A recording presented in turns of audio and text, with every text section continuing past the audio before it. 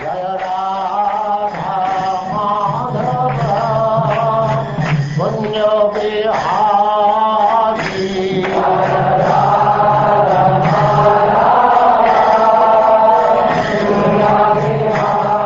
now Chapter 29, Explanation of Devotional Service by Lord Kapila.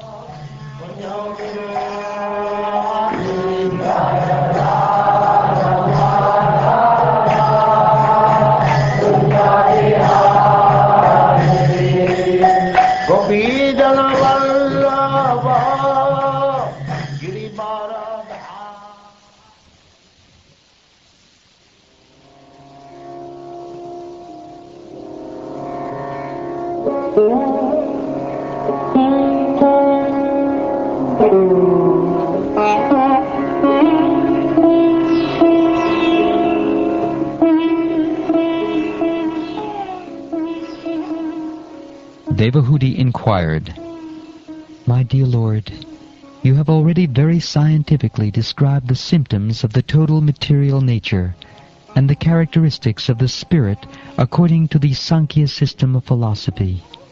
Now I shall request you to explain the path of devotional service, which is the ultimate end of all philosophical systems. My dear Lord, please also describe in detail, both for me and for people in general, the continual process of birth and death, for by hearing of such calamities we may become detached from the activities of this material world. Please also describe eternal time, which is a representation of your form, and by whose influence people in general engage in the performance of pious activities. My dear Lord, you are just like the sun, for you illuminate the darkness of the conditional life of the living entities. Because their eyes of knowledge are not open, they are sleeping eternally in that darkness without your shelter, and therefore they are falsely engaged by the actions and reactions of their material activities, and they appear to be very fatigued.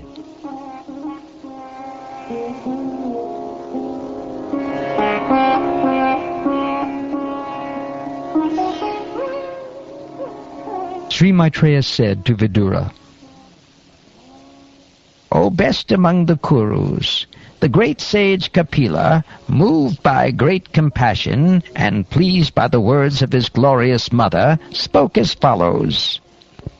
Lord Kapila, the personality of Godhead, replied, "O noble lady, there are multifarious paths of devotional service in terms of the different qualities of the executor. Devotional service executed by a person who is envious, proud, violent, and angry, and who is a separatist, is considered to be in the mode of darkness. The worship of deities in the temple by a separatist, with the motive for material enjoyment, fame, and opulence, is devotion in the mode of passion. When a devotee worships the Supreme Personality of Godhead and offers the results of his activities in order to free himself from the inebrieties of fruitive activities, his devotion is in the mode of goodness. The manifestation of unadulterated devotional service is exhibited when one's mind is at once attracted to hearing the transcendental name and qualities of the Supreme Personality of Godhead, who is residing in everyone's heart. Just as the water of the Ganges flows naturally down towards the ocean, such devotional ecstasy, uninterrupted by any material condition, flows towards the Supreme Lord. A pure devotee does not accept any kind of liberation, salokya, sarshti, samipya, sarupya, or ekatva, even though they are offered by the Supreme Personality of Godhead. By attaining the highest platform of devotional service, as I have explained, one can overcome the influence of the three modes of material nature, and be situated in the transcendental stage as is the Lord. A devotee must execute his prescribed duties, which are glorious, without material profit. Without excessive violence, one should regularly perform one's devotional activities.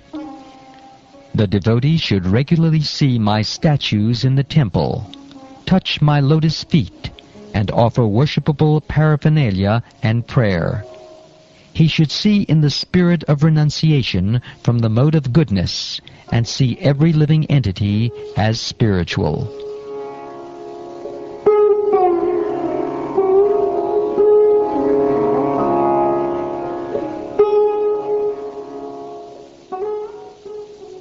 The pure devotee should execute devotional service by giving the greatest respect to the spiritual master and the acharyas. He should be compassionate to the poor, and make friendship with persons who are his equals. But all his activities should be executed under regulation and with control of the senses. A devotee should always try to hear about the spiritual matters, and should always utilize his time in chanting the holy name of the Lord. His behavior should always be straightforward and simple, and although he is not envious but friendly to everyone, he should avoid the company of persons who are not spiritually advanced. When one is fully qualified with all these transcendental attributes, and his consciousness is thus completely purified, he is immediately attracted simply by hearing my name or hearing of my transcendental quality. As the chariot of air carries an aroma from its source and immediately catches the sense of smell, similarly, one who constantly engages in devotional service in Krishna consciousness can catch the Supreme Soul who is equally present everywhere. I am present in every living entity as the Super Soul. If someone neglects or disregards that Super Soul everywhere and engages himself in the worship of the deity in the temple, that is simply imitation. One who worships the deity of Godhead in the temples but does not know that the Supreme Lord, as Paramatma, is situated in every living entity's heart, must be in ignorance, and is compared to one who offers oblations into ashes. One who offers me respect, but is envious of the bodies of others, and is therefore a separatist, never attains peace of mind because of his inimical behavior towards other living entities. My dear mother, even if he worships with proper rituals and paraphernalia, a person who is ignorant of my presence in all living entities never pleases me by the worship of my deities in the temple. Performing his prescribed duties, one should worship the deity of the Supreme Personality of Godhead until one realizes my presence in his own heart and in the hearts of other living entities as well. As the blazing fire of death, I cause great fear to whoever makes the least discrimination between himself and other living entities because of a differential outlook. Therefore, through charitable gifts and attention, as well as through friendly behavior and by viewing all to be alike, one should propitiate me who abide in all creatures as their very self.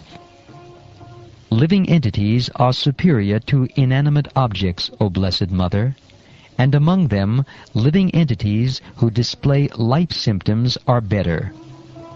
Animals with developed consciousness are better than them, and better still are those who have developed sense perception. Among the living entities who have developed sense perception, those who have developed the sense of taste are better than those who have developed only the sense of touch. Better than them are those who have developed the sense of smell, and better still are those who have developed the sense of hearing. Better than those living entities who can perceive sound are those who can distinguish between one form and another. Better than them are those who have developed upper and lower sets of teeth. And better still are those who have many legs. Better than them are the quadrupeds, and better still are the human beings. Among human beings, the society which is divided according to quality and work is best. And in that society, the intelligent men, who are designated as Brahmins, are best. Among the Brahmins, one who has studied the Vedas is the best. And among the Brahmins who have studied the Vedas, one who knows the actual purport of the Veda is the best. Better than the Brahmin, who knows the purpose of the Vedas, is he who can dissipate all doubts.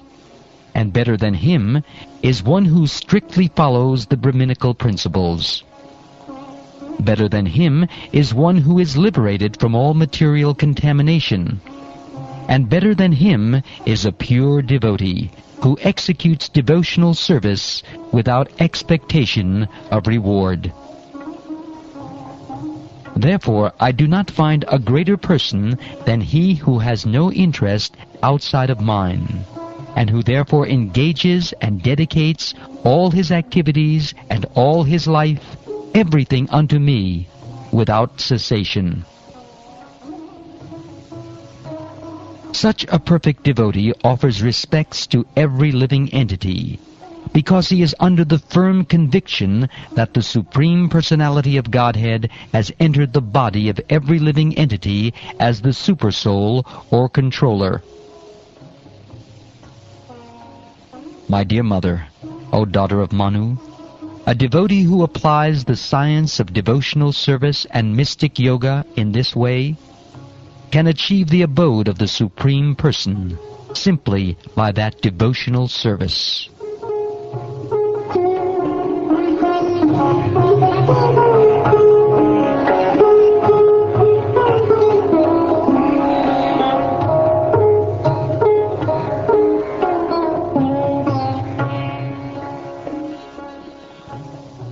This Purusha, whom the individual soul must approach, is the eternal form of the Supreme Personality of Godhead, who is known as Brahman or Paramatma.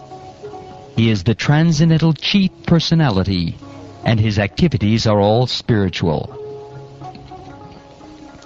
The time factor, who causes the transformation of the various material manifestations, is another feature of the Supreme Personality of Godhead.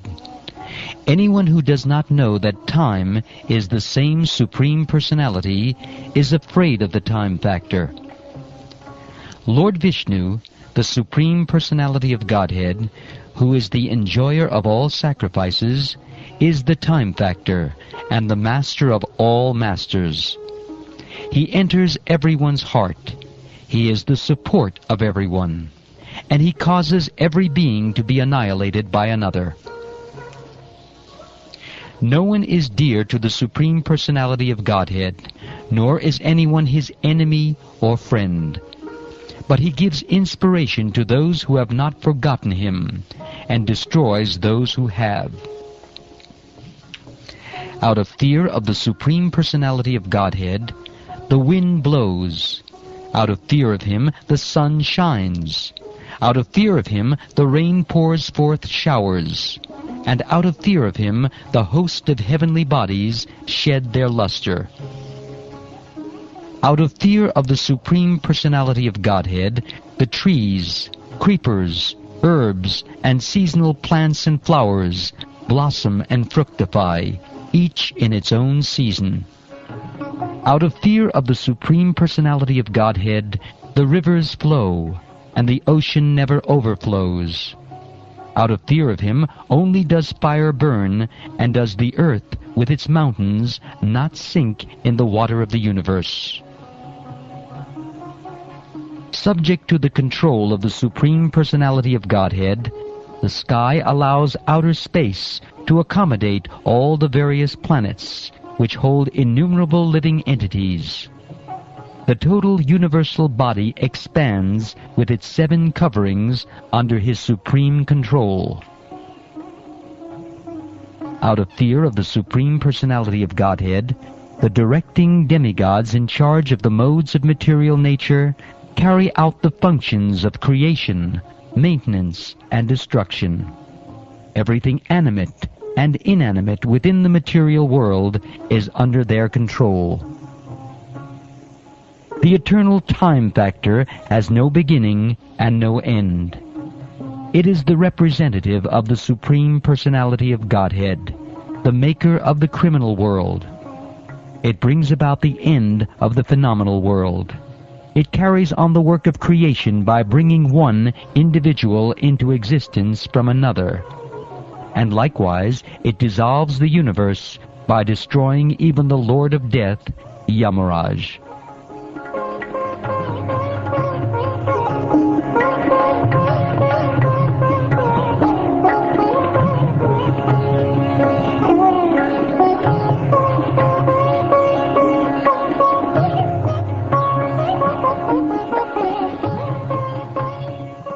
Thus ends the 29th chapter of the 3rd canto of the Srimad Bhagavatam, entitled Explanation of Devotional Service by Lord Kapila.